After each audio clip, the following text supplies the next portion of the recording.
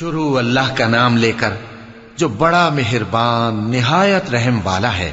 اے پیغمبر صلی اللہ علیہ وآلہ وسلم، اپنے پروردگار عالی شان کے نام کی تسبیح کرو، جس نے انسان کو بنایا، پھر اس کے اعضاء کو درست کیا، اور جس نے اس کا اندازہ ٹھہرایا، پھر اس کو رستہ بتایا، اور جس نے چارہ اگایا، پھر اس کو سیاہ رنگ کا کوڑا کر دیا۔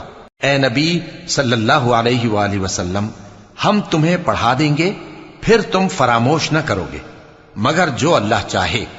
وہ کھلی بات کو بھی جانتا ہے اور چھپی کو بھی، اور ہم تم کو آسان طریقے کی توفیق دیں گے، سو جہاں تک نصیحت کے نافع ہونے کی امید ہو نصیحت کرتے رہو۔ جو خوف رکھتا ہے وہ تو نصیحت حاصل کرے گا، اور بے خوف بدبخت اس سے کترائے گا۔ جو بڑی تیز آگ میں داخل ہوگا، پھر وہاں نہ مرے گا اور نہ جیے گا۔ بے شک وہ مراد کو پہنچ گیا جو پاک ہوا، اور اپنے پروردگار کا نام لیتا رہا اور نماز پڑھتا رہا۔ بات یہ ہے کہ تم لوگ تو دنیا کی زندگی کو ترجیح دیتے ہو، حالانکہ آخرت بہت بہتر اور ہمیشہ باقی رہنے والی ہے۔ یہی بات پہلے صحیفوں میں بھی درج ہے، یعنی ابراہیم اور موسیٰ کے صحیفوں میں۔